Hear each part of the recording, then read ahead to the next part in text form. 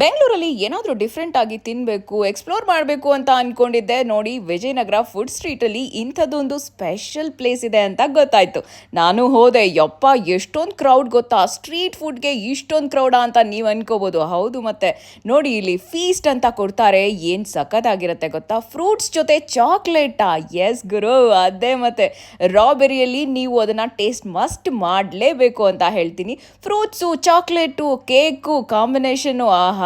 Chocolate ಲವರ್ಸ್ಗಂತೂ ಇಲ್ಲಿ must try ಮಾಡಲೇಬೇಕು.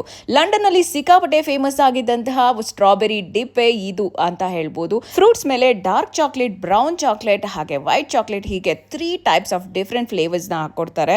ಆಹಾ, ಚಾಕ್ಲೇಟ್ ಲವರ್ಸ್ಗಂತೂ ಇದು ತುಂಬಾನೇ ಇಷ್ಟ ಆಗ್ಬಿಡುತ್ತೆ. ಅದರಲ್ಲೂ ಕೂಡ ಸ್ಟ್ರಾಬೆರೀಸ್ನೆಲ್ಲಾನು ಇಲ್ಲಿ ಡಿಪ್ ಮಾಡಿ ಕೊಡ್ತಾರೆ, ಕೇಕ್ ಮೇಲೆ ಹಾಕೊಡ್ತಾರೆ. ಆಹಾ, ಎಷ್ಟು ಚೆನ್ನಾಗಿರುತ್ತೆ ಗೊತ್ತಾ! ಸಿಂಗಲ್ ಸ್ಟ್ರಾಬೆರಿ ಡಿಪ್, ಮಶ್ಮೆಲೋ ಡಿಪ್, ಹಾಗೆ ಚಾಕೋ ಸ್ಟ್ರಾಬೆರಿ, ಚಾಕೋ ಕಿವಿ, ಚಾಕೋ ಆಪಲ್, ಚಾಕೋ